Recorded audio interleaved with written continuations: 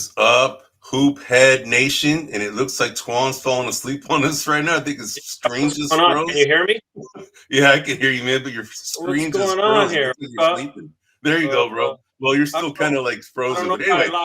Okay, you're locked out, man. Anyway, welcome to episode 57 of the Buzzer Beaters. I'm Eddie Aparicio, and this is Sleepyhead Anthony Twan Corral, and we are brought to you by Grumblingsmedia.com. You can find us at Grumblingsmedia.com, as well as any other popular podcast outlet you can think of, such as YouTube, Spotify, Pandora, Apple, X, Facebook. You name it, just type us grumblingmedia.com and you'll go ahead and find us. You'll see that the branding has changed a little bit here. Now we got this buzzer beaters prominently, kind of hiding some of us sometimes. So we're going to kind of change the layout a little bit today just because of that. But hey, I don't mind it. It's great branding.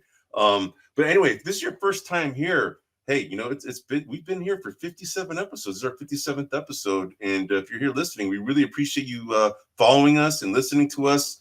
We've actually had some good viewership over the past, 5 weeks. So we've been doing this over a year now. And I think people are starting to like kind of our style. It's kind of like a radio talk show kind of style. Me and Twan have been, great friends. We've known each other since 1985. I think is when I first met Twan. So, but anyway, what we are going to go ahead and do is we're going to talk about an hour to an hour and a half of content, and that's what we typically do each week.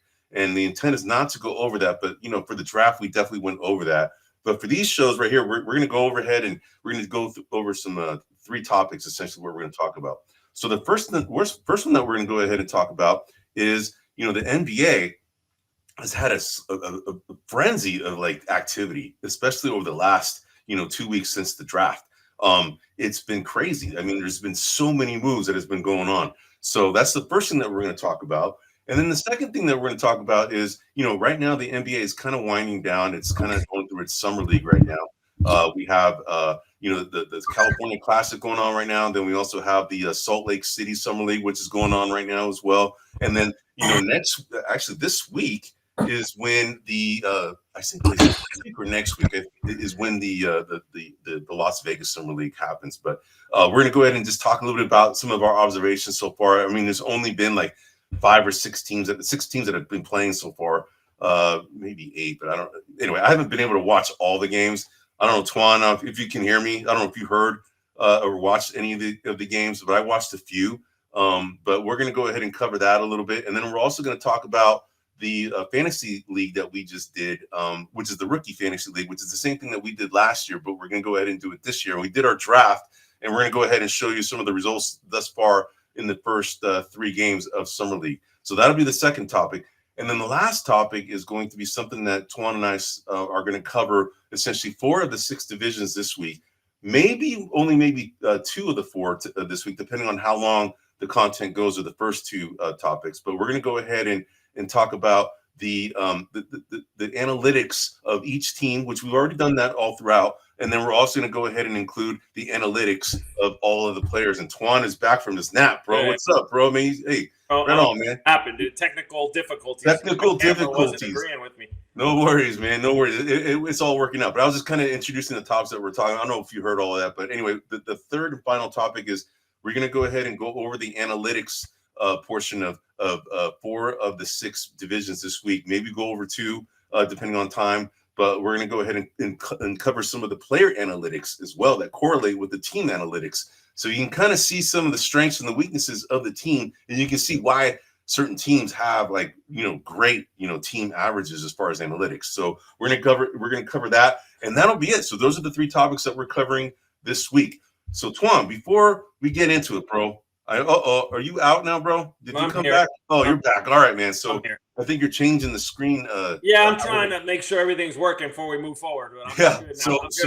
So anyway, this buzzer beaters, hey, we love it. It's prominently showed, but we're gonna have to work with this. So we're gonna probably have to show, the content a little bit bigger than we normally have recently, and then we're gonna kind of put us smaller now. So we're still here, just gonna see the smaller, all right? Yeah. But anyway, Tom, before we get into it, man, what's been up with you, man? I know we played golf last week, man. We did. dude, that was a blast, dude. So, dude, I gotta tell you, man, for you who only plays like 2 times a year, if that, dude, you got game, bro. I'm seriously, I was impressed. I swear, dude, I was impressed because you were striking the ball well, you were putting really well.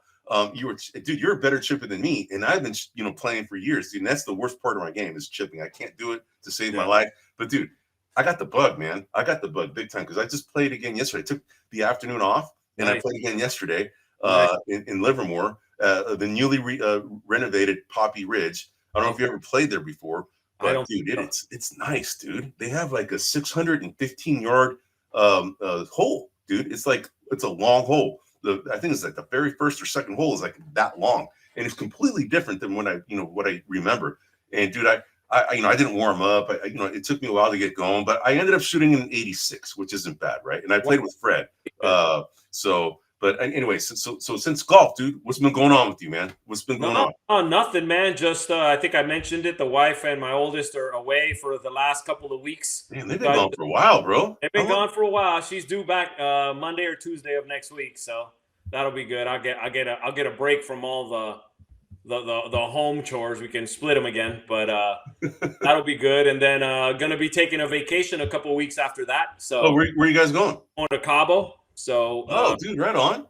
Yeah, so that should be fun. My first. Is that like an annual trip for you guys? No, well, we usually we've gone to Hawaii quite a bit, and I for years have been been begging, let's go to Mexico. It's cheaper, it's just as nice, and I've gotten the no kind of. And this year everyone agreed, and I haven't been to Mexico since Mazatlan when I was like 18 years old, dude, and that's like 30 something years ago. Wow.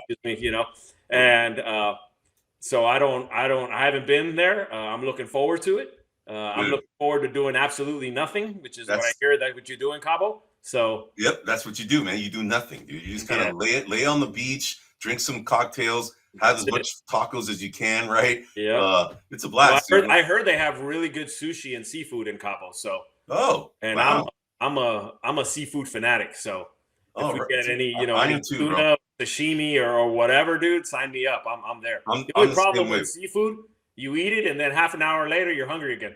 Yeah, it's the easiest out of all the proteins. It's the easiest to digest. So that's you definitely want to fuel up on that. Yeah. So hey, Twan, maybe what you could try and do is maybe lower yourself a little bit. Maybe we can show your head not getting covered up by the buzzer beaters if you can. I don't know if you can or can't, but I don't know. Zoom out, zoom in. See what I can do, Big Ed. Yeah, see if you can. If you can't, no worries, man. You just have the T and the E above you on your head. So this equation, you're the buzzer and I'm the beater. Is that how? Pretty much, yeah. You're the beaters. I don't know if I like that, but all right. Dude, yeah. So real quick, speaking of Mexico, I'm actually going to Mexico too, bro. I don't know if I told you this, but no. I'm going to Mexico for the first time. The last time I went to Mexico was at Cabo, bro. I went to Cabo for one of my friends. Sergio, right? Yeah. I went to his wedding when he first got married.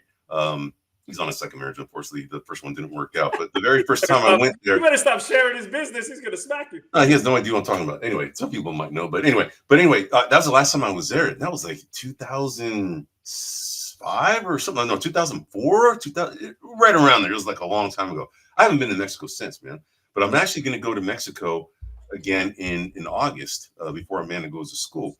And we're going to my wife's parents' hometown, which is in Jalisco, Mexico. That's better, bro. Yeah, the T and the E are no longer on your forehead, bro. But anyway, we're gonna go to this small town where they grew up. Dude, check this out. This small town has a cartel person overlooking it, bro. Okay. Wow. And what's a trip is that it's a small town, so everybody knows everybody's business, right? Yep. And I always knew about this, like the small town that everybody knows about everybody's business. It's kind of the small town culture, right? Yep. But now I heard that this freaking cartel guy's there. There's probably a reason why everybody needs to know who's who, right? Because you probably have to report to this guy. Yeah. So, dude, I'm a little nervous, dude. Over there, right? Because I'm not Mexican, bro, right? I don't know. I mean, dude, if they kind of find out that I'm from El Salvador, or my parents are from El Salvador, dude, I don't know if there's any problems with Salvadorian freaking that cartel. I have no idea, dude. So I'm telling my wife, I go, we got to talk to the mayor or something, man. We gotta, a kid, whenever Cousins is like always like he's a very prominent figure there, and I call him the mayor. I go, I gotta set up a meeting with the mayor, bro, because I gotta make sure that this cartel thing is cool, man. Parents, bro. I'm nervous, man. Salvador, so I have no ties to anything in El Salvador, but I don't know all my family knows Salvador, so who knows, right? I have no idea. So you know how it is, bro. My advice to you is don't speak any Spanish. Then just speak English and pretend you don't. Oh yeah. I don't know what you're saying, and yeah, you're right on. no speak Espanol. That's not a bad call, bro. Not a bad call. And dude, speaking of Central America, bro. So me and my wife, my wife loves watching all those bachelorette kind of shows, right? And there's now a Paradise Bachelor in Paradise, I think it's called. And dude, it's being filmed in Costa Rica. It is. It's in Costa Rica, man. So it's your hometown, bro. Your mom's hometown, man. So it's dude, and there's big ass bugs flying all over the place, dude. Dude, I'll tell you a story really quick. As quick as I can. So I have a lot of family there. So we went down there. I don't know, about 5 or 6, maybe a little longer than that, maybe close to 10 years ago now. And he has a cabin up in the woods or the mountains. Yeah. So we go, dude, and it's gorgeous. It's beautiful. And we go in his cabin, dude. But his cabin is, like we got to clean it up when we get there. Yeah. Dude, there's like bugs everywhere, right? And my daughters are like freaked out. But, we're trying to sweep them all out and get everything we can, right? So then when it comes time to go to sleep, and so we go to the bedrooms, and my wife and my youngest daughter go to one bedroom, and me, because they won't separate from us because of all the bugs. All right. So my daughter's like freaking out, and she's like, "Dad, are there bugs?" And I'm like, "No, I think we're cool. Right? We're kind of looking around the bedroom. Yeah. No, I think we're good, right? So then we go to lay down, right? And I lay down, and it's dark, and the light is up in the middle, right? The light fixture. Right. Dude, I look up, dude, and it looks like a Star Wars movie, dude. There's just bugs circling the light. Oh, no. Yeah, dude. And I'm like, oh, no. And she's like, oh, my God, Dad, what do we do? I go, I guess we're sleeping with the light on, because as long as the light's on, they're not going to come down here. And she, the whole night, dude, she's like trying to sleep with one eye open, dude. There's like a billion bugs just flying around the light, dude. It's just like, dude, and some of the bugs, and dude, there's like iguanas all over the place, that they're at this beach resort that, I don't know, I forgot the name of it. Azura or something like that. Anyway, but so dude, and I kid you not, dude, some of these freaking insects look prehistoric, dude. They're freaking huge, man. And it's like, and they're all freaking I get it, man. I don't like bugs either, man. So I get it, man. But anyway, I wanted to bring that up since you brought up Cabo, and then you're going to Cabo again, for your vacation. I'm going to go to Mexico for the first time since like 2004 or whatever time frame that was. Yeah. And then, since we're talking about, our roots essentially, right? Or close to our roots, I wanted to bring up Costa Rica, which is your roots, right? Where you're half. Where your mom's from, and your dad's from Peru. So, by the way, have you ever been to Peru? Yeah, I was there 8 years ago. Okay. No. Oh, no. It's 20 years ago. Oh, dude, isn't that a trip? How much time flies? And you think like 10 years ago, it's more than 20. It's like 20 years. Yeah, dude, the food in Peru is off the hook. No, dude, Peruvian food is like one of my favorites. Yeah, so, you can. That's just off the hook. Oh no, I know it is, dude. I know it is. That's one of the places I like to go to when we have lunch, dude. Is any of the Peruvian joint around where we can meet, right? So, it's funny, in Peru, it's just such a like an eye shock because there's a large Asian presence in Peru. There's a lot of it. Yeah. But, you go up to them and you expect, like here, you expect to either talk English with an accent or English how you usually do, or Cantonese or Mandarin, whatever they speak. Dude, you go there, dude, they sound like my dad. Oye, compadre, ¿qué pasó? And they're like this. You're like, bro, I can't. This doesn't compute. My head. I can't watch you talk like that. It's freaking hilarious. Well, hey, dude, one of my favorite Peruvian dishes is actually the fried rice, chaufa de pollo, man. Chaufa, yeah. Yeah. So that's what it was. It's fried rice, right? Got a whole district down there in Lima where it's just kind of the Asian presence, and there's like chaufa and all kinds of stuff. It's really good. That's cool, man. Right on, man. Yeah. Well, hey, man, we don't want to bore the audience with our personal stuff, but it's good for them to get to know us a little bit too, right? So we want to kind of bring the personal element, because it helps you kind of understand who we are as people, right? But one of the things I forgot to mention is that we're here live, okay? Yeah. And we're live here every Wednesday, except next Wednesday, okay? Next Wednesday, unfortunately, I have another work conflict that got in the way. So next week we're going to record, okay? and we pretty much probably only have maybe 2 more episodes after that. And then we're going to go ahead and take a quick little break, probably do some shorts here and there because, the NBA season will pretty much come to an end after the summer league, right? And then we'll kind of do some shorts, maybe about some transactions that could be happening because free agency is not over. We're going to talk a lot about that next on our next segment. But I want to bring up we're here live, and we're here live for a reason, is because we want to hear from you. We want to hear your comments, your questions. For those of you who have been listening to us for a long time, we really appreciate you listening to us. And if you really like our show, please give us a thumbs up and tell your friends about us and just come back, right? And just pass it along. Pass on our podcast through your phones, through your emails, whatever. We really appreciate the audience. And we really appreciate the participation for those of you who have been here, and participated. So without further delay or ado, let's go ahead and get started, brothers. So the first thing I want to talk about is the trades, right? There's been a lot of activity, dude. Actually, as a matter of fact, there's been 12 teams that have done transactions since last week, since we last met, okay? And there's been 6 in the East and 6 in the West, right? Yep. Now, the ones that I want to go ahead, and highlight first in the East. First of all, the ones these are all the biggest one that kind of happened was a 3-way trade between the Heat, the Clippers, and the Jazz. Okay. Yep. Now what happened is that the Heat went ahead and they sent Kevin Love and Kyle Anderson to the Jazz, and then the Heat got Norman Powell from the Clippers.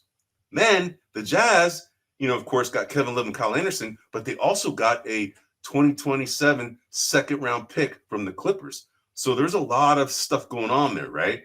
Yeah.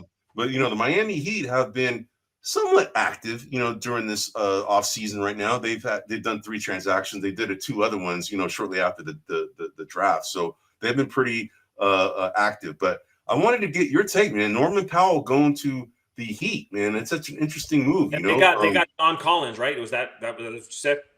Did I say John Collins? I don't know. Did you?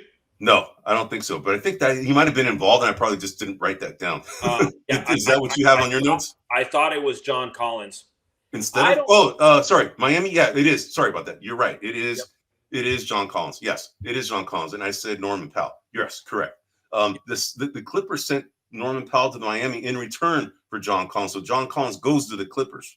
Correct. Right. That's what I forgot. That's what I forgot. My thought is, I'm a little surprised that the Clippers would trade Powell, especially after the season Powell had. Powell had a pretty good season. Yeah. I thought he was a key element to their success last year. Obviously, John Collins is a bigger player, more rebounds, more. So maybe they're trying to focus on size. But that was really the only thing that caught my eye in that trade was those 2. Kyle Anderson obviously was part of the Jimmy Butler trade. So him moving around, I don't know what that means ultimately, but which funny thing is I like Kyle Anderson. I think he would have an important role on a successful team. I think he can do a lot of things well. He doesn't like stand out in a certain area other than that slow-mo move that he has. He's really adept at it, man. He's really good at it. Yeah, he's like Chris Mullin light with those moves, dude. Which fascinates me. Which just really quick, I want to just sidebar for a minute. I was watching Alex Tuhey, right, play on his first game with Miami for the Warriors against the California Class. I didn't catch too many games, but I watched that. And the one thing that stood out to me is how his feet look like they're cemented to the ground. Oh, is he really planted? He's really slow, but slow of foot, like his feet are like, there's like roots on his feet, like it's like, dude, pick up your feet, and so that thing really stood out. And what's interesting to me is that's the one thing you can't be slow at. Your feet have to move. Oh, no, for sure. To be a defensive presence in the NBA, you have to have good feet work, man. Yeah. You have to have good athleticism and good footwork or good feet work.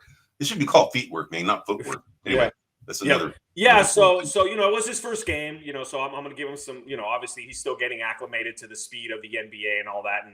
But I'm just bringing that up because, Kyle Anderson also plays slow, but he's never behind and he's never, the slowness that he plays, he takes advantage of and he's able to use it to its full extent. So that's all I wanted to compare. But overall, the only thing that stood out to me was I'm not sure that I would have given up Norman Powell for John Collins. Is basically in essence I'm not sure I would have done that. Yeah, I mean, Norman Powell, got inserted into the starting lineup, out of necessity because they needed Yep. some scoring punch. He was the guy that came off the bench primarily for years, and then they brought him in. And, he is kind of a high-priced guy. He's been in the league for a long time out of UCLA. And he's actually, he's a good player, John Collins has had a really up and down career. He actually started out pretty good in Atlanta, kind of went through a funk, kind of revitalized it a little bit in Utah. Yep. But it's a bad team, right? Yep. And I think that their thinking is, okay, John Collins has been kind of on bad teams and it's kind of been probably the second best player for the most part on each of those two teams.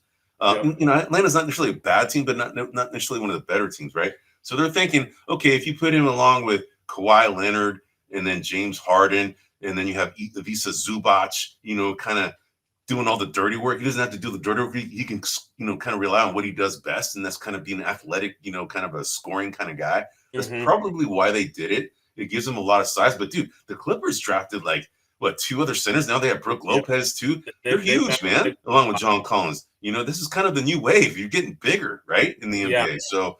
The only thing that I would kind of be wary of in Collins's case is the times that he's played good is when he's been quote unquote the man or the main option. Right. And whenever he's been not the main option, he's played questionable. And going to the Clippers, he will not be the main option. He won't be the first, second, he'll be like third. He'll might be the fourth option, honestly. Maybe third, most likely fourth. And right. so Norman Powell, as you said, has come off the bench, so he's acclimated to deferring and playing with other players. And so kind of from his perspective, he's a better fit in what he understands his role to be. I'll be curious with John Collins, how he plays with a better team. So we'll see. But that was my first impression. It's like, if I was like, I'm looking at it like if that was my team, I'd kind of be a little annoyed. Yeah, I would have rather kept Powell. Yeah, no, I hear you. But they have their reasons. He's probably a cheaper option longer term because this day and age and by the way, with the second apron, people are. Did you happen to catch Draymond going nuts on? No. Draymond went on social media and basically, nuts is a strong word. He was saying that players today that free agency is not what it used to be due to the second apron, due to the CBA agreement. That players don't really understand the business of it, and that a lot of them are expecting more, and they're not going to get it because the teams are they're hamstrung with this second apron. They're not going to do it, and it isn't just about money. It's about losing draft picks. It's about a very steep penalty. It's about losing your mid-level exception. When you break that second apron, I mean, you pretty much can't do anything. And so it was just interesting that Draymond, which I thought he was correct, right. Calling out, and some people was wondering if he was talking about Kuminga, right? Because Kuminga kind of had an opportunity early in the season to sign a contract. I believe he was offered $30 million a year or something like that, and he turned it down. And now it's looking like, I don't know, maybe he's going to play for the $7 million that they offered for once. Because nobody else is offering anything to him. Yeah, yet, no one's offering. Yeah, so you heard the Kings do a low ball offer, right? Devin Carter, a second round draft pick, and Dario Saric for him.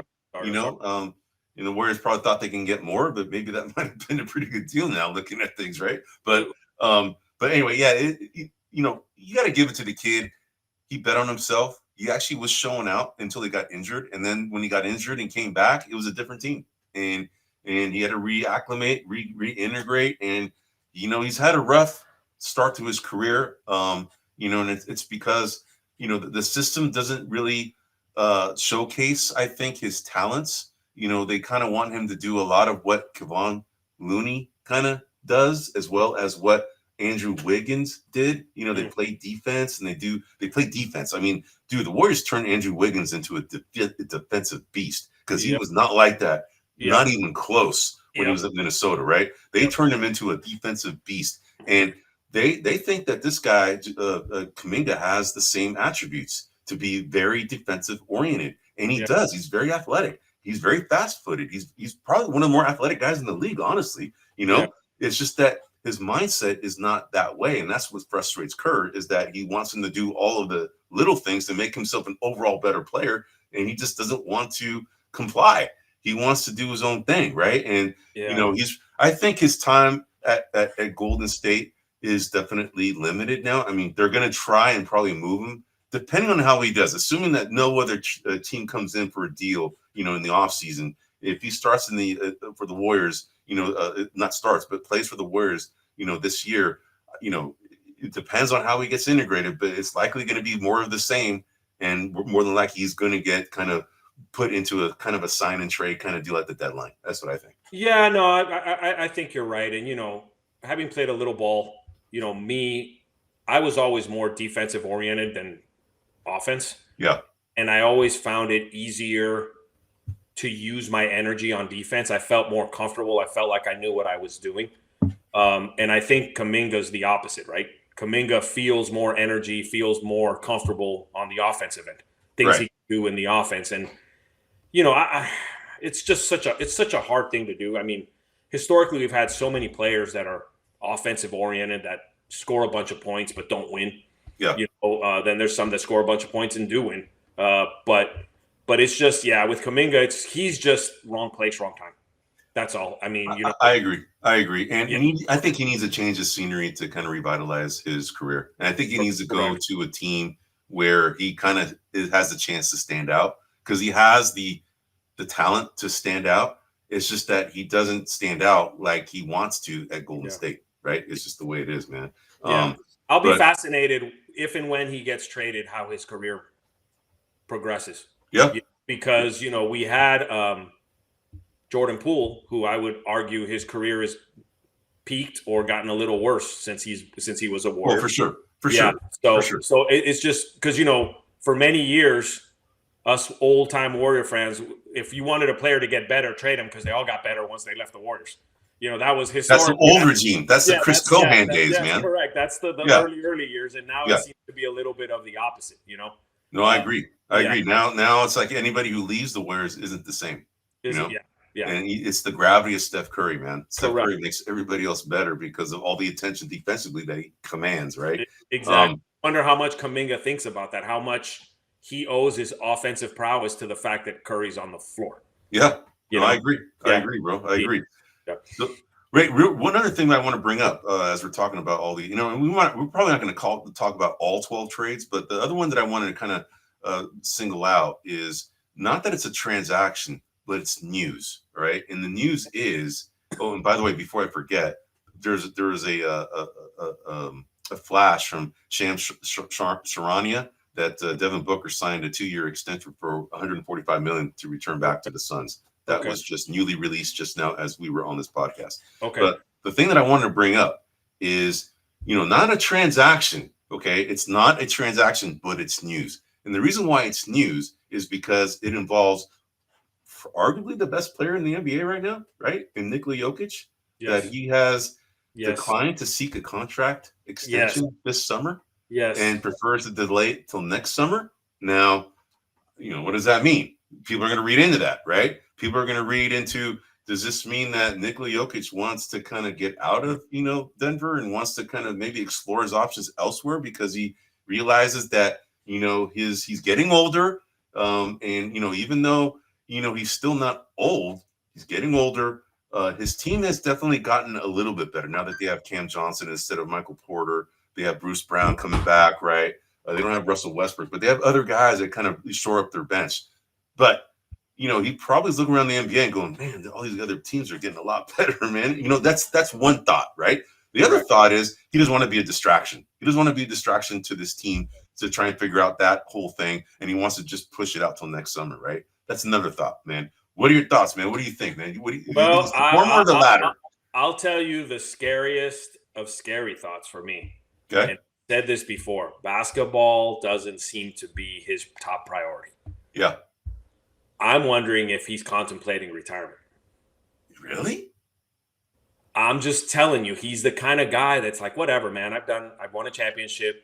I've won several MVPs. I don't really need to prove anything. I'm just going to go home, mess with my horses, do what I do. It just doesn't, it wouldn't shock me. I'd be surprised, but it wouldn't shock me. That's an interesting thought, man. I never crossed my mind, man. Because, he hasn't had any major injuries. Correct. Not even close. Okay, Correct. it's just the style of play, man. He's kind of a lumbering guy, but he's very skilled, right? Doesn't try and jump out of the gym. Doesn't try and do like block shots out of the weak side blocks where he kind of jumps high and he can hurt himself coming down on an ankle, right? Nothing like that. No. He's very deliberate in how he plays, but very smart and can see the court. Like his court vision is ridiculous, dude. It's like probably the best since Magic Johnson. Honestly, I haven't seen anybody like him from a court vision standpoint other than Magic Johnson, right? Yeah. But so the reason I'm bringing that up is because there's not much wear and tear on Correct. his tires or his tread, right? Correct. He's got a lot of basketball left to play, man. Yeah, Right. and he's a bigger guy, dude. I mean, he can push other people around with his size, and and other people are the ones who are feeling the impact more than him, right? So that kind of surprises me that that's a thought process, but it's an interesting thought process, Yeah, I'm just looking at like when they won the championship, he couldn't wait to leave. If I'm not mistaken, I remember him thinking he didn't want to go to the parade. He just wants to go home. Like he just his exhibited behavior. Like whatever, man. This is just I'm just kind of projecting here a little, but no, I hear you. You're the way just that bringing up a theory, right? Something that him, could be a the way I read possibility. his face and his body language is this is just a stupid game. It doesn't matter. Right. That's kind of the way I look at it. And like I'm bored with it. I'm done with it. I'm gonna go do things that matter, right? And so that's kind of the vibe that I get from him. And of course, the other one could be he's holding Denver ransom. Like, show me what you guys are gonna do to improve this team, and then I'll sign. But if you guys don't do anything, then I'm gonna look at other options. Right. I mean that could. I mean he's what, in his 10th season? Yeah, something like that, right around there. Yeah, and second round pick, probably considered the best second round pick we will ever see, man. I don't think we'll ever see another guy like that in the second round, right? I agree. But I wanted to bring that up, even though it wasn't a transaction, because that is something that our people are going to be talking about, and we wanted to kind of give you our takes, audience, as to what we think. I think he just doesn't want to be a distraction. That's my thought. Twan's thought is maybe he might be contemplating maybe retiring, right? We shall see, man. The other one that I wanted to bring up, bro, before as we move on, is Chet Holmgren. They signed him to a super max, not a super max, a maximum rookie contract extension worth up to $250 million, 5 years extension. They just did that this year. They just signed Shai Gilgeous-Alexander. They're going to have to sign Jalen Williams here shortly, right? That's the ticket, Eddie. Well, yeah, I know Jalen Williams with the EN, not the YN. Correct. But to me, if you're going to sign two of those three, it better be Jalen Williams and Shai Gilgeous. Like, to me, the odd man out is Chet Holmgren. So the fact that you paid Chet, you better pay Jalen. That's all I'm going to say, because to me, that's the second best player on that team, and arguably in a couple of years could be fight for the first best player on that team. Yeah, that's true. You were talking about that his trajectory was better than Shai Gilgeous-Alexander at the same point in their careers. He was playing with the Clippers. He got traded. It was, he was not in the same situation as Jalen is, so you gotta cut him some slack. But in terms of statistically, he's on a higher track than what Shai Gilgeous was. But I like Chet Holmgren, but to me, the heart and soul is Jalen and Shai. Those are the two guys there. We shall see what happens, bro. Next, the championship, they want to keep it going, so they're going to pay their guys to stay. And, they have a boatload of picks coming in, the next 3 years that are going to backfill in case anybody kind of leaves or, gets disenchanted because they're not getting paid. But, this team is slated to be a dynasty for the next 5 years. But here's where the work comes, Eddie, now, because all those other secondary players, it's going to be a turnstile. Yeah. Get this guy out, put a new draft pick in. Get this guy out. Exactly what's going to happen. We're paying, 80% of our salary cap is going to these three guys. Right. Oh, and so that's really where the hard part is. That's where a lot of these teams. That's where Denver's fallen off. That's where to some the Warriors have fallen off. That's where the Lakers will be here. Depending on what they do. Which, by the way, I read an article. LeBron's not happy. We can talk about that here in a second. But yeah, so that to me is really where the work comes in.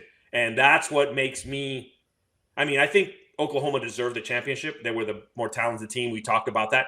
But that's where it kind of saddens me when you look at, like, the Indiana Pacers, right? Because, number one, they lost Miles Turner. But number two, they're going to have a group of guys that they're going to have to pay. And once you have to pay those guys, then there's other parts that are going to be less. And now it's just going to be harder to keep I agree. the team together. I agree, bro. I agree. We shall see what happens on the fallout. But I just want to bring that up because you got the a rookie max deal. The other player who got a rookie max deal is Paolo Banchero of the Orlando Magic. He got a 5-year extension that could reach up to $287 million. I guess that must be with incentives. I didn't read up as to what it could become and how. It's usually you make a first team All NBA, or if you make there's some kind of like something like that. Yeah. But I wanted to bring that up. Like, bravo to him being the number 1 pick, and he's actually showed out. He's actually become a pretty damn good player in Orlando. So that's their first. The Orlando Magic made that move. The other move that they made since last week is that they signed their free agent forward center brother of Franz Wagner and Moritz or Mo Wagner to a 1-year $5 million contract. So they've been relatively busy. They've done 3 off-season deals so far. The other one being Tyus Jones, who they signed as a point guard free agent for 1 year. But hey, I just wanted to bring that up with Orlando. Any parting thoughts on that before we go on to the other teams? No. I mean, I think Paulo deserves it. He's been a solid player. Again, this is such a different NBA, Eddie. I look at these extensions, these max contracts, and the first thing that comes to my mind is, all right, what are you going to do now? Like, how are you going to build your team now? Right. Oh, and so it's almost like the NFL. You know how the NFL there's a strategy. Obviously, it hasn't really been working, but once you get a cheap quarterback like Brock Purdy, for example, you pay everybody around him because in 3 or 4 years you're going to have to pay Brock Purdy, and he's going to have a different team now. Like that's where we're at today, right? It's almost the same thing that's happening in the NBA now. You're going to pay these guys, man. You better win, because in a couple of years you're not going to have any money. Well, not that you won't have any money, you won't have any room on the salary cap to bring anybody else on board, and that's where you get into situations like the teams with no benches, like New York Knicks, like and the Denver Nuggets. You start getting into that situation, and then what do you do? Yeah, no, I hear you, bro. I hear you. All right, but Orlando Magic are a young team. They're an up and coming team. They just needed some shooting. They got some shooting with Desmond Bane, right? We shall see what other moves, if any other ones that they make to kind of beef up their squad.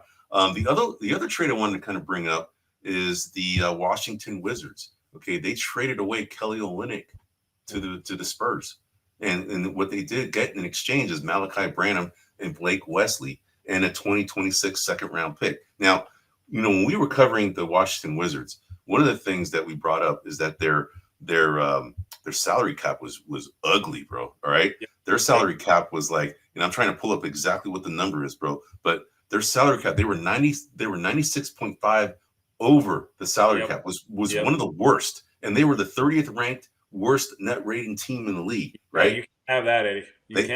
And they had to do something, so they started to make. They're starting to make a lot of moves. They essentially. Made some room, trying to get rid of some of that extra pay that they had to pay off.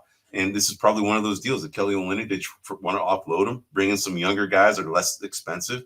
And they have some new guys that are coming on the squad from the draft. So it's going to be interesting.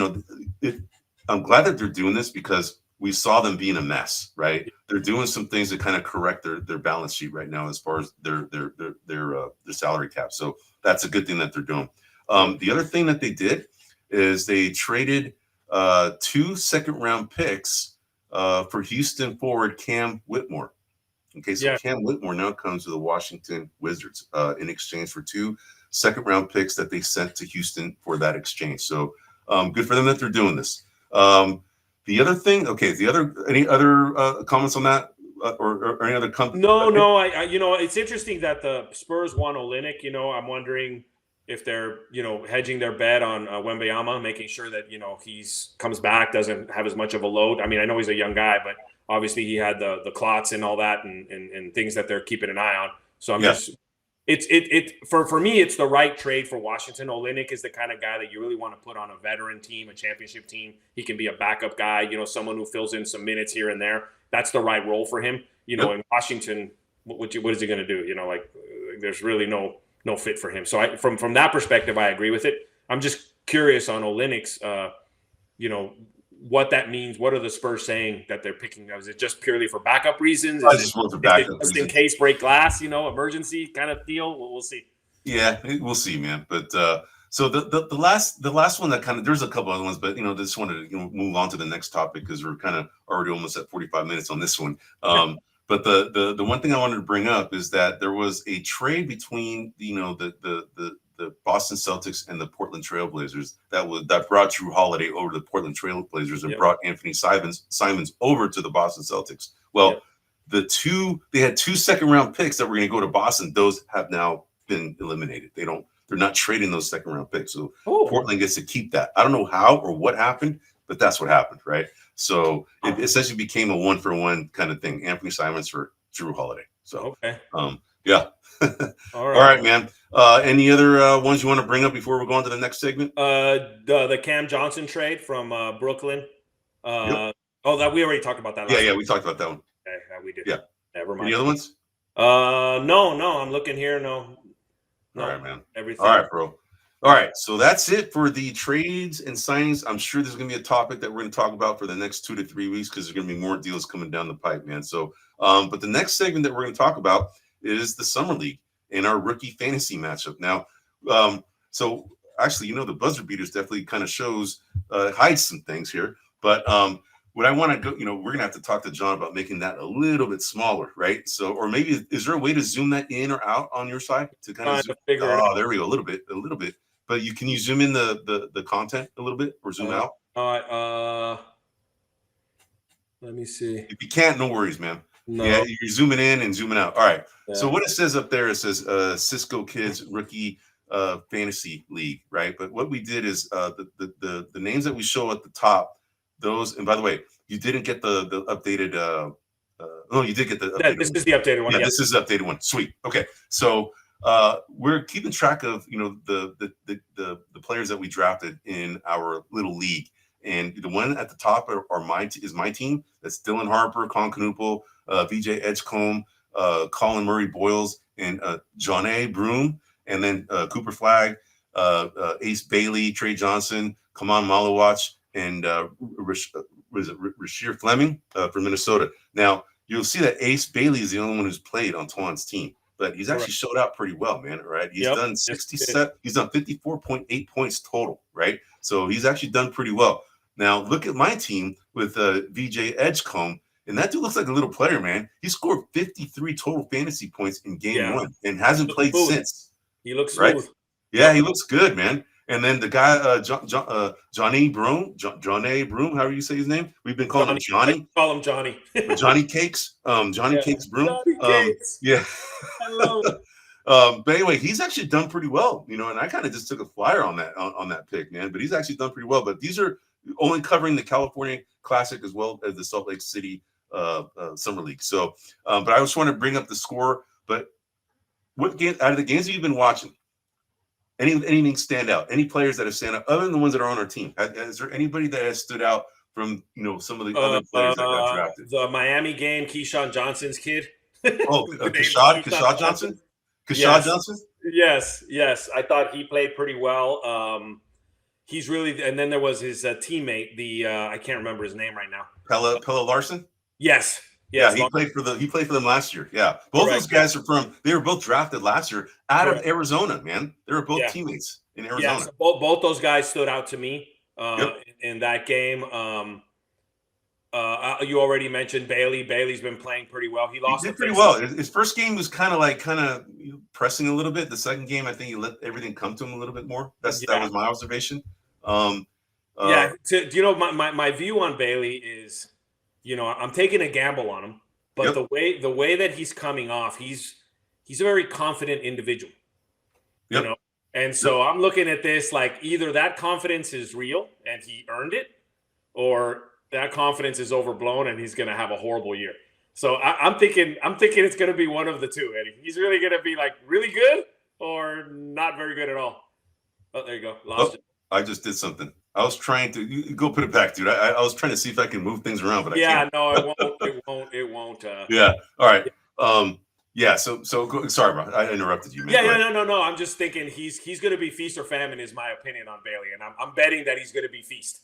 He's playing for a Utah team. Right. Going to need scoring. That's going to need To me, Laurie Markkinen is a good player, but he's not a number one. They need Yep. a number one type guy, Yep. and I'm hoping that he's going to be that number one top guy. He definitely has the confidence, For and sure. he's And, got the and he's got swagger. So size. He's got athleticism and size, man. yep, So, yep. So we'll um, see. We'll see how that plays, but I do think he's going to be a feast or famine guy.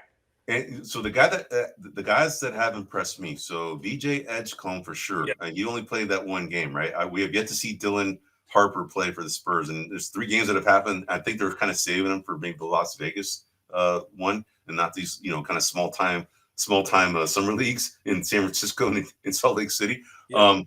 But I was watching the Thunder game, and the guys that been playing well. The second year guys are all playing well. It was Thunder versus Memphis. Jalen Wells of the Memphis Grizzlies playing really well, man. I mean, he started last year for them, right? Yep. He was actually 3rd in voting for Rookie of the Year. Yep. He's played very well. Yep. GG Jackson, dude. GG Jackson for the Memphis Grizzlies. Dude, I mean, he only played like 29 games last year. Yep. And he looks like, he looks like he got bigger, man. It looks, and he's a pretty athletic dude, and he can shoot. So, they have him coming back. They have Vince Williams coming back. He didn't play though, but Vince Williams coming back. But going on the other side, on the Thunder side, I was kind of looking very closely. AJ Mitchell is a guy who came out of UC Santa Barbara, and he actually he played pretty well. He's a lefty point guard type. He played pretty well. And the other guy that I was watching is this Nikola Topic. Nikola Topic was a guy that he was a 12th pick last year for the Thunder, and then he got injured, right? So he hadn't played all last year, but this is his first real summer league and playing. And, the guy's a big dude. The one thing that I saw about him, bro, is that he's got great vision. Handles the ball okay. I think someone like a Jalen Wells or someone who's very athletic, who's a very good defender, can really disrupt his rhythm a little bit, right? He had a hard time kind of getting around some of those guys. He had like 7 turnovers in his first game, bro. That's, kind of alarming for a point guard. But he's a big dude, and he has a decent shot, but great vision, man. He's got great vision. The only thing is that I think he lacks a little bit of athleticism and kind of can be a little careless. And I think kind of caves under real intense pressure. That's what I saw in the first game. But the guy looks with some more work, he could be a player, man, because he's just got good size and good vision, man. Those are the 2 guys the 3 guys with VJ Edgecombe. Those are the guys that have stood out for me. Okay. I didn't get a chance to see. I did see Ace Bailey play. I saw him play for sure. He looked good in the second game primarily. The first game looked okay, and then I didn't really watch the Warriors too much. So, but I can tell that Will Richard guy, he's actually playing pretty well. At least from what I saw, he looks like he's playing out of Florida, right? Yeah, he's a defensive-oriented player. I like his defensive mentality. Yes, and his strokes decent. He's really good on defense. He moves a lot on defense. And yes, you and I have been like, hey, if you're a defensive guy, we'll teach you the offense. He seems to me like a little bit bigger version and faster version of Moses Moody. Interesting. Yeah. Okay. Yeah. But they got him with the 52nd pick. Hey, no, they took Tuhi with the 52nd. I think so then they got him at the 56, the 56th pick. Correct. Yeah. Whoa. And that was part of the trade that they did with Durant going to Houston. That 17 trade, that's what that was. Because they initially had Kobe Bray on the 59th pick, and then they swapped that for Will Richard. Yeah, they had the 59th pick became this other guy, and I forgot. Kobe Bray, wasn't it? No, it was another guy. Okay. He played. I think he played for Memphis. I think he got traded to Memphis, but he had a kind of funky name. Anyway, I'm not going to look it up right now to waste people's time. Yeah. But anyway, but those are the guys that to me is John A. Broome. He looks decent. He looked like he got a little slender, like he got a little bit like he worked on his body because he's kind of like a bigger, bigger guy in college out of Auburn. Kind of a down low post player, which he's not going to really last doing that in the NBA because he's not as big as everybody else is. Relative in college, he'll get swatted almost every time. But he shot a couple threes. He looks like he's worked on his game. So I'm kind of happy with that pick that I made. I kind of took a flyer pick on that one, but I think he looks. He's going to be on a rebuilding Sixers team. We're going to see what happens with Joel Embiid, man. Nothing's been announced about whether he's going to get traded or what. But or I know he had some surgeries. We'll see if he's recovering. I don't know, man. But they're definitely in kind of a, I don't want to say rebuild. They're in a retool phase. Retool kind of meaning like Well, they're not tooling them. you can't be in a rebuild when you got Joel Embiid and Tyrese George. Maxey and Paul Yeah, George, right? yeah, The mush. yeah. So yeah. But anyway, those are our observations. Man. Any other guys you want to bring up, or any other teams? I know that. No. I'm excited for the Vegas Summer League so that everyone can start playing. Exactly. I look towards the guys that can dominate this league. Obviously, they're mostly first and second year players. There's some players that have been around longer trying to catch on with the league. But last year, Pippen Jr. was someone who caught my eye. So I'm going to be on the lookout on some of these second year and third year players to see who's kind of the next version of that. But yeah, it should be a fun summer league.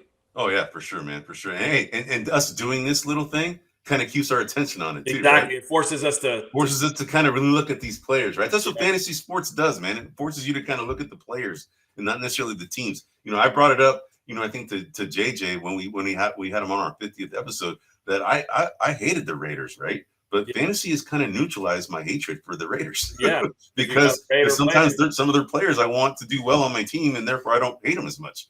But I still don't like them very much. I know Harper didn't play in the California Classic. Have you heard if he's going to play in the Vegas Summer League? I have not yet. I'm sure he will, though. Most of these high profile guys are going to get a chance to play 1 to 2 games max, right? Yeah, and I had my head in the sand. I didn't realize that was Ron Harper's kid. I didn't know that either. Yeah. Wow. Yeah. I did not know that. Yeah. And you said Keyshawn Johnson is really Keyshawn Johnson's son? I was assuming. No, I don't think so.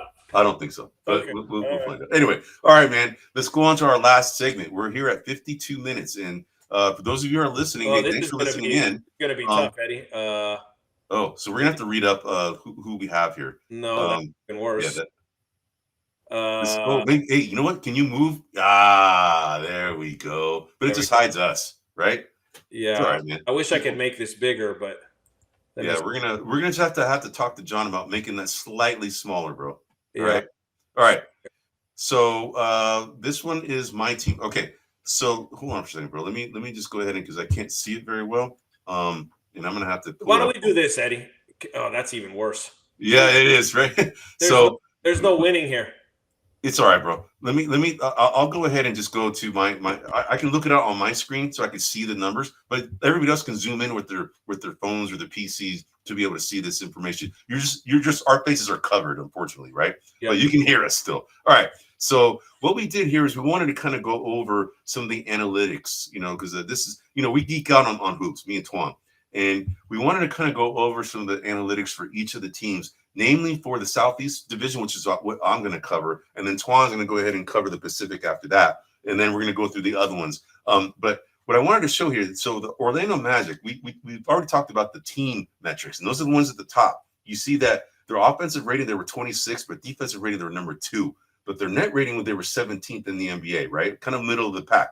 But what I also wanted to show you is that, there are certain sites that actually break down the player analytics, right? Yeah. And what I wanted to show here so that everybody sees is that you can kind of see these certain players when they're on the floor, what their offensive rating on average is versus their defensive rating.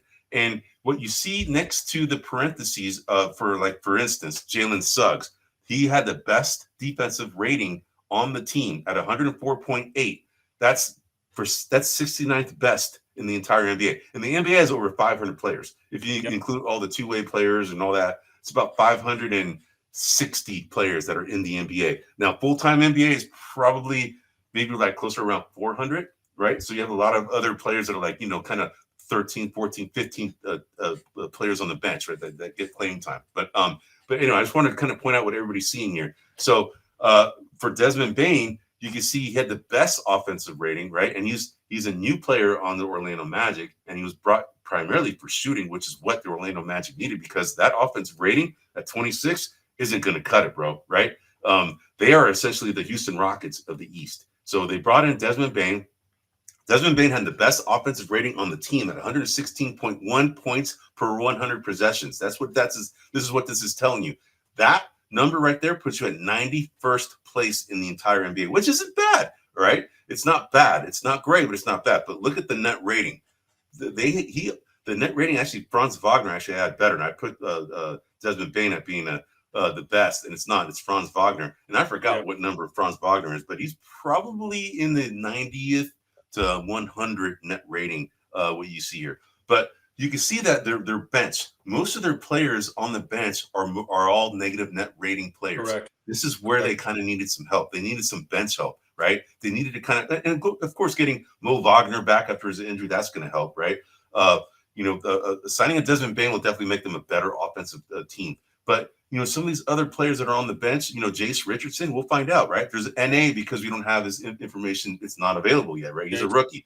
He's out of Michigan State, Jason Richardson's son. We shall see what happens with him in his development, but he's kind of a shorter guy.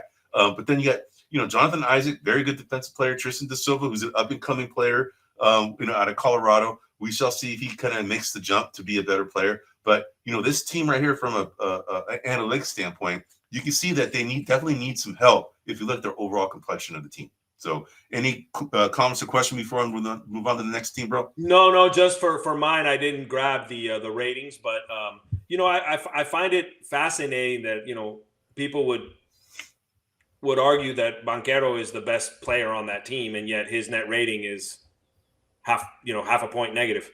Yeah. Which, and I saw this trend in a lot of different kind of star players, and I'm curious, what to make of it. Yeah. Right. I'm curious what to make of it.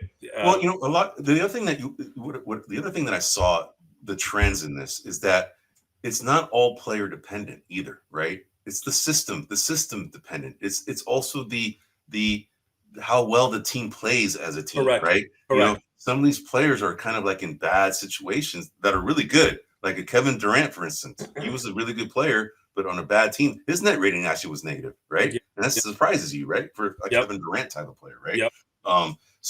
But I wanted to kind of show this, and we're going to do this for every team, right? So we're just going to we'll go on to the next team. All right. The next team that I had on my list, and by the way, this is a lot better. You move things around, so it's a lot better. Now we're only blocking a little bit of the top. A little bit, right? So the Miami Heat, you can see that their team ratings at the top, they were kind of like middle of the pack net rating wise. They were in the top 10 for defense, but you can see at the overall complexion of the team. You look at their offensive, their starting five. For the most part, they're all net rating green. The only one that didn't have a really good one was Andrew Wiggins, which is surprising, man, right? Because he's a defensive guy, and you would think that he would make the team better. But I guess, overall, relatively speaking, he had the lowest offensive rating on the entire starting lineup right now, right? 109.4 was the second worst on the team, actually behind. Actually, it is the worst at 109.4 because you have Nikola Jokic at 109.6, which is better. So Andrew Wiggins had the worst offensive rating on the team from a defensive standpoint, which is his strength. He's actually kind of middle of the pack, actually kind of trending towards the worst, actually, right? He's the second worst from a defensive rating, which is very surprising. So that kind of tells you that it's the system that they play in that actually makes a big impact on their overall net rating, right? But what's interesting is that if you look at this entire team, at least for the rotation pieces that I put on here, for overall their net ratings are all mostly positive, right? There's only two that are negative, yet their net rating as a team was 15th in the NBA. That's interesting, bro. That's really interesting. So now, obviously, that net rating does not, like Norman Powell, for example, would not have been on that net rating, right? Yes. Yes. So that net rating is his net rating when he was on the Clippers. No, understood. And from a statistical perspective, he's the best player on this. Correct. Correct. Because he's the best offensive rated player on this team, the best defensive rated player on this team, and the best net rating player on this team. Correct. So that's going to be interesting. And one thing to note also is, the players on the bench are typically playing other bench players, right? Yeah. So it is like for example, you see Haywood Highsmith or even Goga there with a 2.7 rating. You're like, well, why doesn't he play in the starting unit? Well, because he'd be playing against harder defenders and harder players, and his rating would probably be lower in that situation. So I do want to call that out for the people that are looking at this, that it's not just that it's not one-to-one kind of mapping between starters and bench players. Yep. Yep. But that's interesting, huh? That the little trend that you see here, you would think that the net rating being 15th for their team, that it would show more reds than what it shows, right? It's just showing you that the Correct. net rating, are not that significant. They're all kind of like close to zero, right? One to net rating of one or zero, right? That's the reason why they're 15th. Correct. You compare that to a team like the Thunder, you're going to see a lot of like net ratings being their whole team's like positive, but huge. And that's another team I'll cover later, man. Let's go on to the next team, man. All right.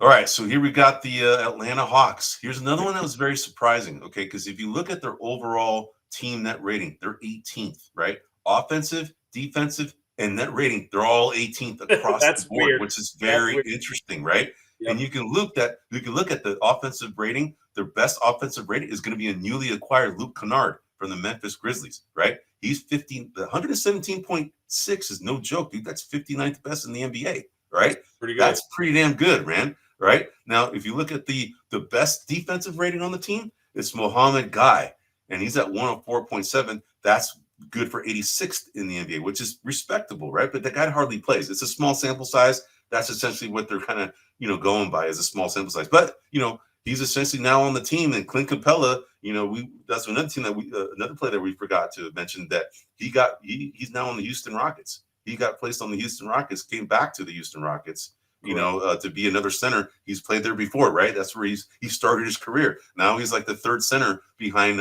Steven Adams and Alperen Sengun. So now, he's no longer here at the Atlanta Hawks, and now you have Mohamed Guy essentially going to be replacing him.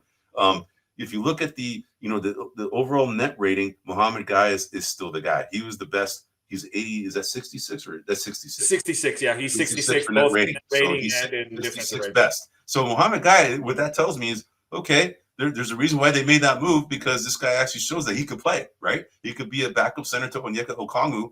And Onyeka Okongwu was a guy that we were talking about before the even season began. We thought Clint Capella had a short life on this team because this guy was emerging, right? And he actually has emerged. And the guy can shoot. Clint Capella can't shoot. Onyeka Okongwu can, right? Yep. So, but again, it's interesting to see the complexion of the team, that most of it is all green on net rating, and yet their net rating is 18th best in the entire league, right? And the best net rating on the starting unit is Porzingis, and obviously he's a newly joined member of the Atlanta Hawks, right? So again, those ratings up above don't count, but he's the second best on the team for net rating. Second best on the team, but best on the starters. Correct. All right, man. Let's go to the next. Third best on the team, actually, but yeah.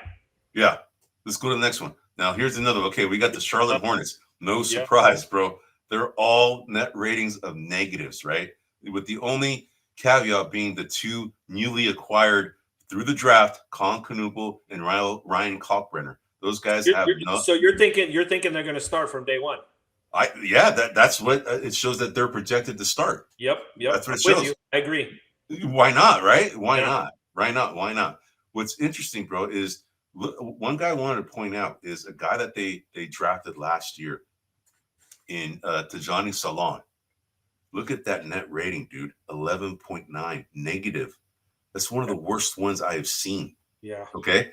But you can look at, relatively speaking, that's definitely the worst on this team. But if you keep looking, 11.9, you're going to look at other teams, that's definitely one of the worst. But look at that offensive rating, dude, at 99.4. That's like, whoa. that screams like, whoa, what did we do? What kind of pick did we make here, right? Well, right now you made a defensive player pick, which his defense not all that great, but that's correct. But he hardly played, bro. He hardly played on a team that wasn't that good. So that makes you kind of question whether or not these guys are, they're second guessing themselves right now and making that pick, right? Yeah. But they have newly acquired Colin Sexton. He came from the Utah Jazz, and you can see that his overall net rating is negative 7.5 because he came from a pretty bad team, right? And this all kind of plays into it, right?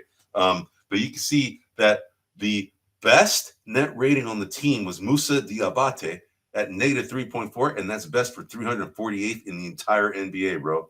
LaMelo Ball being their best offensive player at 112.7, that's good for 196th in the NBA. That's very interesting. That's very interesting. But looking at this, the one thing that I does make sense is LaMelo Ball's injury history. To have a backup point guard like Colin Sexton is going to be helpful, at least for Absolutely. some consistency. Absolutely. That's a good call. I agree with you. I agree with And and I know LaMelo's flashy and everything, but you could have a little bit of a debate there as to who should start. Yeah, I Yeah. agree. I agree, man. All right, man. Let's go on to the next team. I think this is my last team. And by the way, you know what we're going to do is we're only going to cover this. We're going to cover the Pacific Division after that, and then we're going to call it, man, because we're already at an hour and 5 minutes, so that we can do the rest of the other divisions next week. Okay. As well as the coverage of the summer league. All right. Ooh, so I this is my thought the last one was ugly, Eddie. Holy crap. Yeah, dude. Okay. So yeah, okay. I misspoke that 11.9 is the worst. Okay. Okay. But look at this, dude. There's only 2 lone guys on this team that actually both are veteran guys that are the only glimmer of hope of not having a full negative team. And that's Chris Middleton, who's an acquisition that they made last year. In the He middle has of a the net rating of 1.5, but he has the best offensive rating at 114.1, which is good for 145th in the entire league, right?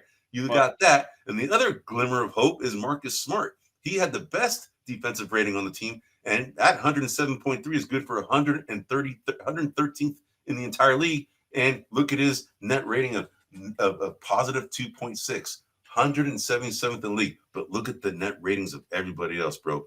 Bub Carrington, Bilal Koulibaly, which is interesting because Bilal Koulibaly is a very good defensive player. He came out of France. Alex Sarr, another guy out of France. Yeah, but his defensive rating is high. I know, but he's a defensive player. That's what's that. It just goes to show you, man. It's not all the player. It's sometimes it's the system. Sometimes it's the collective. Sometimes it's the coaching. Sometimes it's the way that the roster's constructed. That's the GM's fault. But this team was in serious help of a need for identity, a new identity. And it seems like they're trying to do some things. They got rid of, Jordan Poole, right? They brought in CJ McCollum, who's a kind of a leader of the NBA. They have 3 veteran guys, and CJ McCollum, Chris Middleton, and Marcus Smart. These all are good locker room guys. Kelly Olynyk is no longer on this team, right? So that's the other thing is Kyle Kuzma is no longer on this team. Yep. Correct. Yeah. So the thing is, and I didn't put him in there because I knew that he was gone. But Kelly Olynyk, and one of the things that you pointed out, bro, is that for us to do this, it's kind of early because there's still kind of off season. Yeah, there's still movement. There's still movement, right? Kelly Olynyk wouldn't even play a role here anymore, but yeah. Right. But now he's on the Spurs, right? So he's there for depth. So, but anyway, I wanted to kind of give you some, and I don't know if when you get to your section with the Pacific Division, you probably didn't put the offensive rating and defensive rating part, right? The parentheses. Did you do that? No, I didn't. I didn't do their ranking. Okay. What I'm going to try and do is, as you're presenting, I'm going to go ahead and see what I can pull up, right? Okay. Online. So as you go ahead and, because you're next, bro. All right. Switch over. Go for it, bro. All right. So as Eddie mentioned, I'm going to start with the Pacific Division here. We're looking at the Los Angeles Lakers.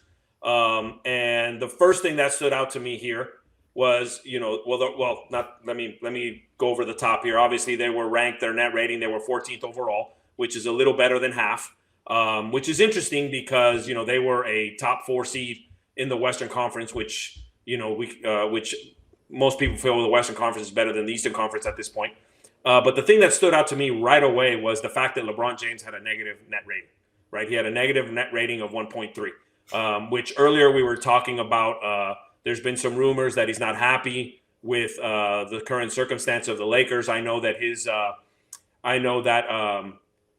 some of his agency, Rich Paul, has been having conversations with the Lakers. So that is interesting. And then the other thing to note here is DeAndre Ayton, who they just traded for, who played for Portland last year, had the lowest net rating of the starters here at negative 6.9. So that was interesting. Luka Doncic had a very good number. Austin Reeves had a pretty good number. Rui Hachimura completes the starters. And then we look at the bench. And again, mostly everybody, they weren't hovering in the highs net ratings, but they were Gabe Vincent, which was in the positive, and then Jordan Goodwin, who was also in the negative, and then a couple of other players, Jake LaRavia, who was a new acquisition, and then Jared Vanderbilt and Jackson Hayes. So Jackson Hayes was actually the default starter last year for the Lakers at center. Now he'll be pushed in the backup role for DeAndre Ayton. So if DeAndre Ayton can make an impact on that team, I think that you have that this net rating should look better, presuming LeBron James plays with them next year. As you can see, the highest offensive rating on this team is 120 points. Luka Doncic, which is fairly high. My guess he's probably in the, as Eddie looks this up, my guess is that he's probably ranked in the top 40. He's number 38 offensively. Yep. Yeah, so he's number 38. Yep. And then the highest defensive player on this board would be Jackson Hayes at 109.8. Okay, so that's a little bit. Yeah, that's a little bit high. My guess is that he's probably somewhere in the 70s, something like that. He's actually 222. Ooh, Jackson Hayes is 222 with a 100. What is it? 109.8.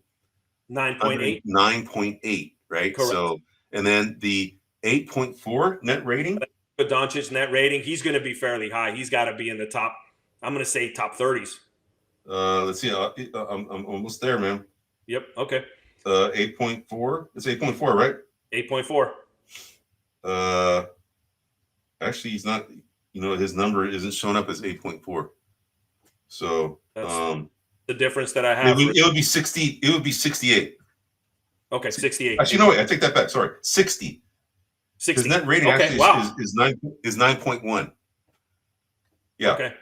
So so 60th.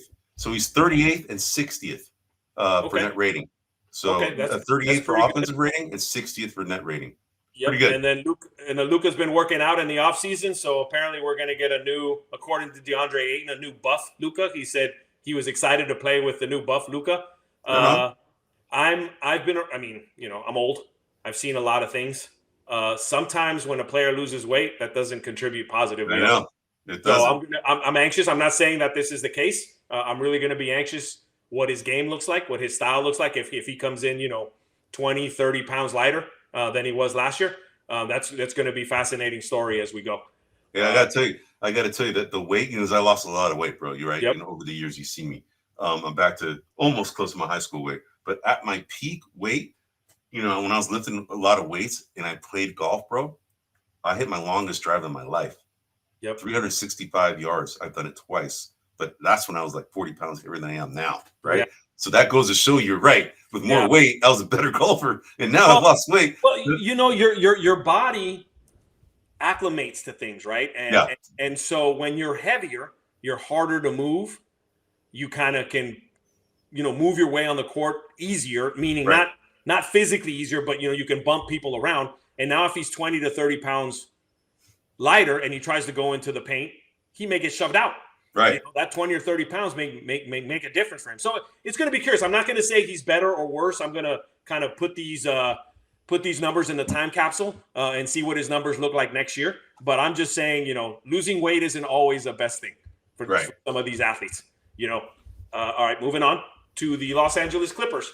And for the Clippers, who had a very good season, and I know we mentioned it before, Eddie and I had them as a dark horse to potentially win the whole thing because Kawhi Leonard was, Eddie thinks very highly of Kawhi Leonard. I do as well. I do too. I think Eddie's a little bit higher than me, but he was playing well. I thought they had the opportunity to go far. They didn't. They got ousted by Denver. But in terms of their net rating, they were 5th in the league at 4.9, which is crazy considering OKC was number 1 at 12 point something. So that's a big disparity between 5th place and 1st place. There's a lot of numbers in between there. In terms of the starting 5, so let's start with kind of give Eddie some help here. So the highest offensive rating on the team was it's Kawhi Leonard, 26th. 26th best in the NBA. And his net the rating highest defensive is Chris Dunn at 1. Yeah, but the net rating, because I'm on Kawhi Leonard, he's the best for net rating. Correct. He is. So he is number 33 in net rating in the entire NBA. Correct. Right? Now you can see why I like the guy, bro. Yeah. No. I mean, when he's right, one day when he retires, we'll see how his career goes. But he could have been, in this era of talking about LeBron and Curry and Durant. Yeah. He could have been better than all of them. He could have if he stayed healthy. Had he not been as hurt as he was. Absolutely, man. I agree with you. I agree, 100% agree with you on that. Yeah. So, real quick, Chris Dunn. He is number 89th. Okay. For defensive rating. Okay. That's pretty damn good, bro. That is. And then so the starters had overall the net rating on the starters is very good. And for the rotation, John Collins, newly acquired. Brooke Lopez, newly acquired. Bogdan Bogdanovic is also newly acquired. Yes? Am I tripping? No, he's been No. he was on the team last year. Okay, all right. He was an acquisition in the middle of the season. Okay, in the middle of the season. Okay, Yep. So the only two negatives are Jordan Miller and John Collins. So overall, for the starting rotation, this is a very defensive, good team, and their net ratings are all in the positive, with the exception, like I said, of John Collins, who's newly acquired. My guess is that'll change next year. I don't know if their overall net rating would increase from higher than fifth, but I could argue. And remember, we took out Norman Powell, who we already reviewed, and Norman Powell was the best player on the Wizards, or on right. So putting him in this lineup would have made it even better. Heat. Yeah, it was the Heat. Yeah, Heat. So anyway, all right, moving on. Next, we have team, the brother. Golden State Warriors. So the Warriors were an interesting bunch. Obviously, we know a little bit more about the Warriors than the average team since we follow them closely. Yep. The Warriors really were a mediocre defensive team most of the season. And then when they acquired Jimmy Butler after the All-Star game, after the All-Star break, they really shot up in defensive rankings. I want to say that when they acquired Jimmy Butler, I want to say they were in the low 20s, 21, 22, something like that. And they shot all the way up to 10.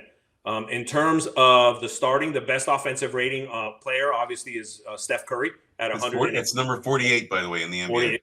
Yep. And then the best net rate player on this team would be Guy Santos. Guy Santos, obviously his minutes were limited, but it's actually Brandon Pajemski. On the starters, but overall for the whole team. Wait, for the whole team? Oh, you're talking about net rating. Correct, net rating. Oh, yeah. I'm looking at defensive rating. All right, yeah, defensive, it would be Brandon Pajemski. And and for and that's 70th, by the way. Brandon Pajemski at 105.1 is 70th. Okay. And as we can see, the lowest net rating player on the starting five would be Buddy Hield, who really had an up and down season. He had a good start, had a pretty crappy middle, and then towards the postseason started picking up again once the Warriors acquired Jimmy Butler. By the way, Guy Santos 10.6 is 39th best in the NBA. Nice. In terms of the rotation, there's still some things that need to be addressed. ESPN.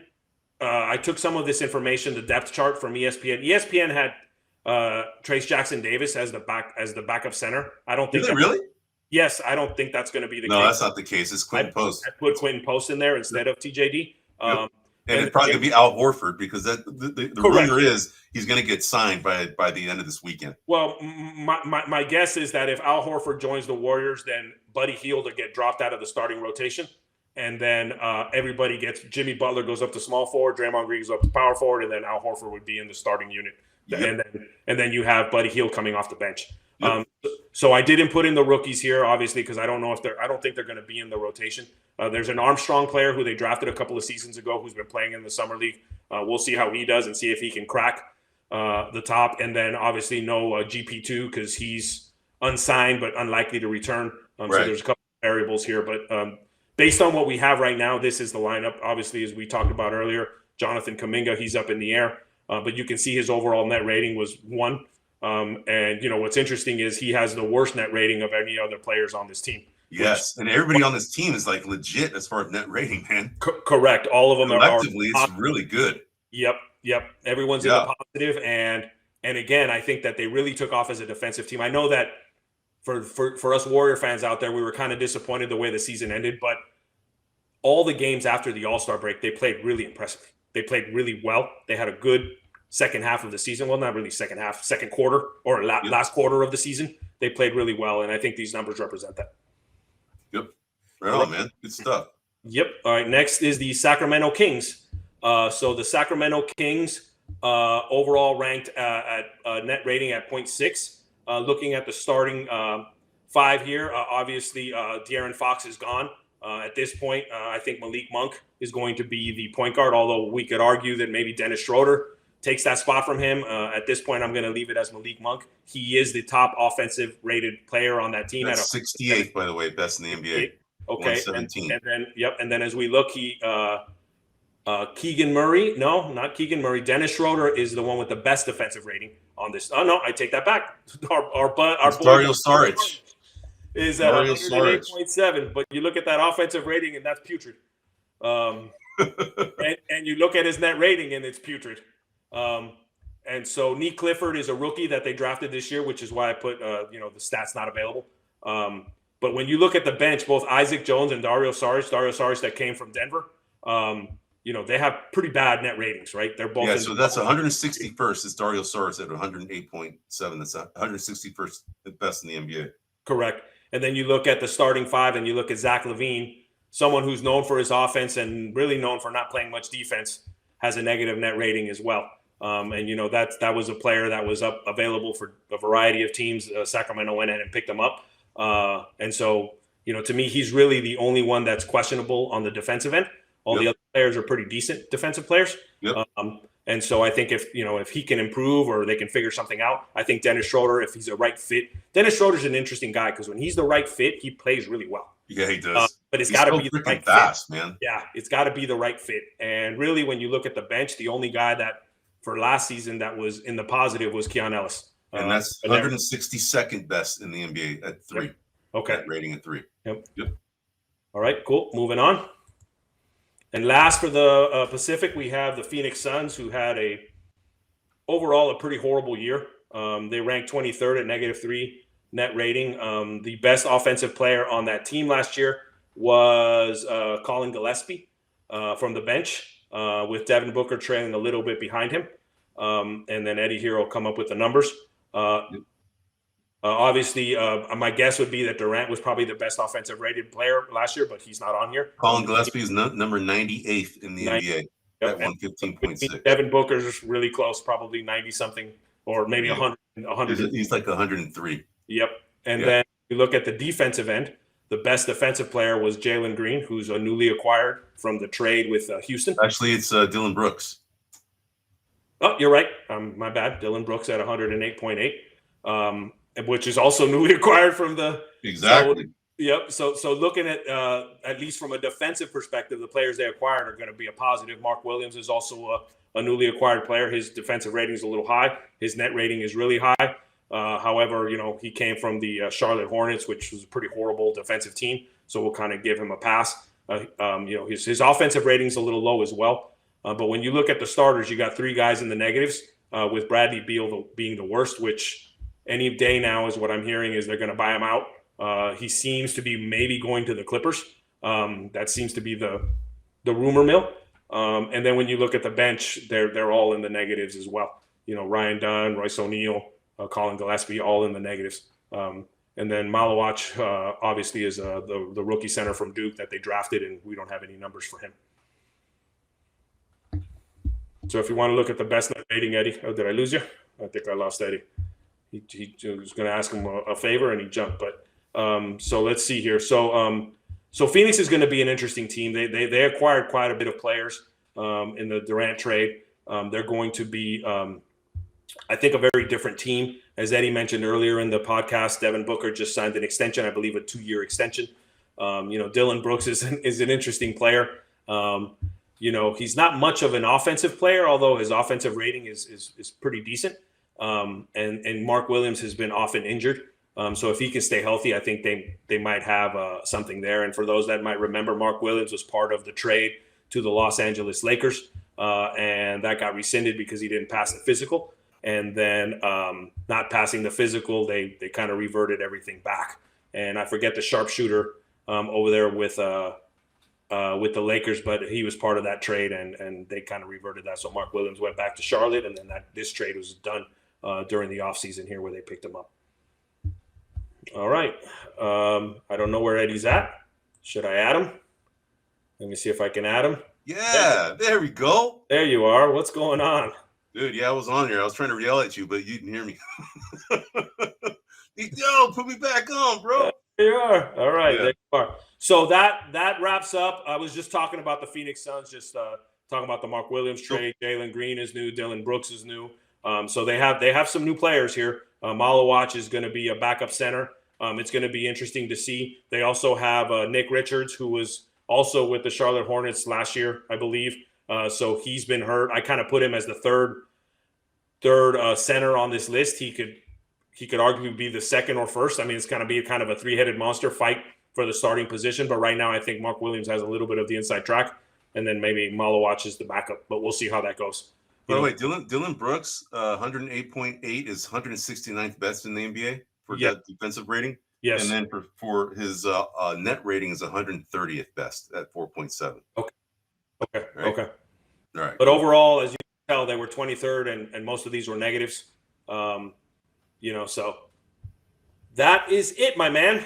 That right on, brother. Pacific. Yeah, we did. So our intent was to go ahead and cover 2 more divisions, but we wanted to keep on time, right? An hour and 25 to hour and 30 minutes is actually the max we'd like to go because we don't want to lose you guys, right? Even though the draft show that we had, bro, is actually one of our highest viewed shows, which is surprising. It was almost 4 hours long, bro, but it's actually, got a lot of views. So thanks for tuning in on that. But we want to kind of keep it tight. An hour and a half is kind of what our limit is. So next week, we're going to go ahead and cover the remaining divisions. So that means the Northwest, the Central. Let me see. Who else did you have? You had the Atlantic, right? Yeah. And then I had the Northeast. So those are the last 4 that we're going to go ahead and cover for next week. But what we did this week is cover the NBA trades. There was a total of 12 of them that have happened since the last show. We went ahead and covered most of them. It's actually pretty balanced. There were 6 on the East and 6 in the West. We just want to go ahead and point out the ones that really stood out. And then we went ahead and dovetailed into the Summer League. We talked a little bit about the California Classic that's happening here at Chase Center in San Francisco. Twan, we should go one of these years, go watch the games when they're here again, bro. I agree. And then also the Salt Lake Summer League that's happening as well at the same time as the California Classic. Now, next week is when the Las Vegas one, and that's the one that gets all of the eyes, right? Because that's where all the teams play, and that's where I think a lot of our players that are on our fantasy teams, they're going to be playing. And right now, I have a 69-point edge over Twan right now, namely because of Johnny Broom and BJ Edgecombe on my team, both playing for the Sixers, right? So I'm kind of Sixer heavy. And then, your guys, Ace Bailey, he actually played pretty well, man. And he's been the only guy that has played on your team so far. But he's done pretty respectably. So, but anyway, we're gonna go ahead and show you kind of the standings on a weekly basis, just to kind of see. It's a fun segment. It's only 5 minutes, right? And then the last segment is, we talked about the team and player analytics, and we essentially did the Southeast Conference of the Eastern Conference, or Southeast Division of the Eastern Conference, and then we also did the Pacific Division of the Western Conference. I hope you enjoyed that content because it's kind of cool to see some of this analytics stuff. How players rank, overall and against other their colleagues in the NBA, and how the team, how it's constructed also has a big impact on the team efficiency, from a net rating, offensive rating, and defensive rating standpoint. But then you kind of see breaking down all the players and how they contribute to that team, efficiency, right? So that's why we want to kind of point this out. So anyway, we hope you enjoyed the show. This was kind of more of a numbers kind of related kind of podcast today, but we definitely bantered a little bit, and you saw me kind of get disconnected for a few minutes. Now you see these big prominent buzzer beaters. It's kind of been covering our heads, covering our content. We're gonna have to have Big John bring that down just slightly, even though it looks move it good. up, move it up. It looks a little. good. Move it up, whatever, man. It looks good. But anyway, that's our show. This is the 57th episode of Buzzer Beaters. We are here every Wednesday live at 9 p.m. Eastern, 6 p.m. Pacific, except for next week. We're going to have to record because, work got in the way again, unfortunately. But we're going to go ahead and record, and we'll probably have it ready for you guys. We'll probably do the same time, maybe same day next week, bro. Probably like a little later, like maybe like 8 or 9 o'clock at night, and then we'll just record it so it goes out on schedule for the next day on Thursday. But we're going to go ahead and be here again next week. And then the week after that is when probably the Summer League is going to be over. And that might be the end of our podcast segments until we get to. I'll be out on vacation that day, Eddie. And then you're going on vacation. I'll be out on that day.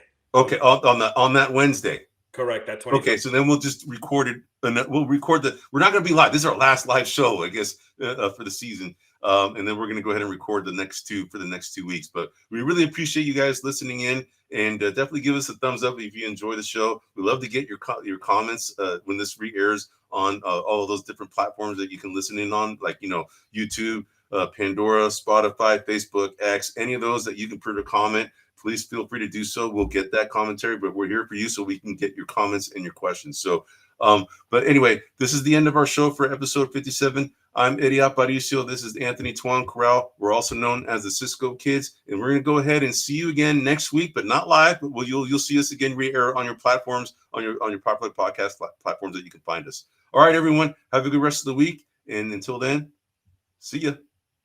Hey everybody, this is Big John from Grumblings Media, and I just want to say thank you for watching our content. If you want to support our efforts here at Grumblings Media, just smash the subscribe button right here, totally free, or just go ahead and consume more of our great content. Click either one of these two boxes.